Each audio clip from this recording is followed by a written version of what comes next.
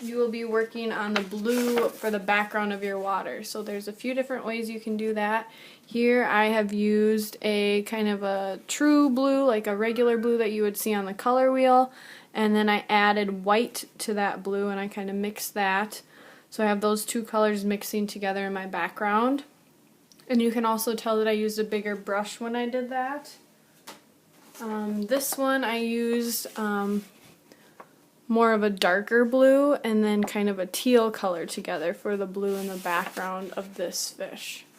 So on your sheet, again, do not worry too much about the names here. So I'm going to use these two squares, even though this says make a skin tone. I'm going to practice two different blues in these two squares.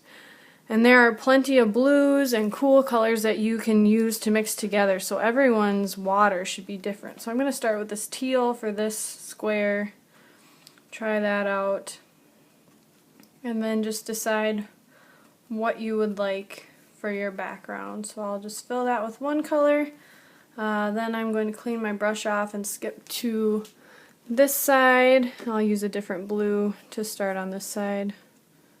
You know what, that one looks a lot like the first one. How about this blue? This is a darker blue. I would call this indigo blue. So if you want your water to be darker, this is the blue you might use. It's next to the purple. Okay, so now that this side is dry, I'm going to grab another color to go with that teal.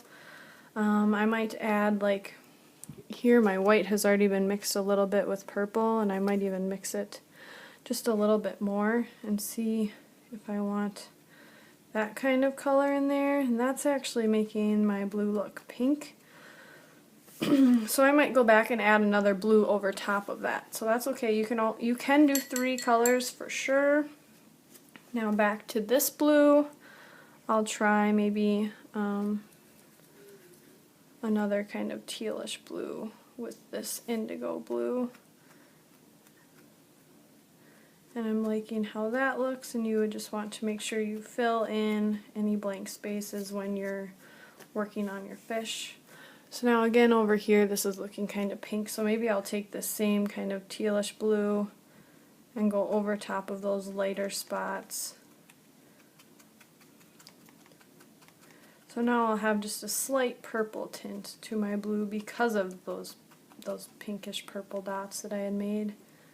And I might even go in and add a few darker dots. And these could be spread out more than what I had done in the other one. Another color you could add to your blue is green. So just kind of experiment with that. You could even go down into these bottom squares if you need to try out more things with your blue. In order to fill in the background quickly, so it's not taking too much time since there's a lot of space in the background, I'm going to use kind of dashes instead of dots.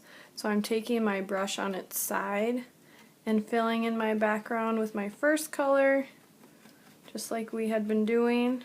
And I'll just do part of my background just to show you. So once I have filled with my first color and I'm working on getting close, there might be some areas where I use the tip of my brush, but just for the sake of time we're going to use some kind of dashes and then go back in with my second color. Maybe I'll use this darker blue and go back in and fill and overlap with that second color. And this should go pretty quickly if you're using the side of your brush that way. It doesn't take forever to fill in the background with this pointillism technique. So you would go ahead and do the rest of the background using that technique.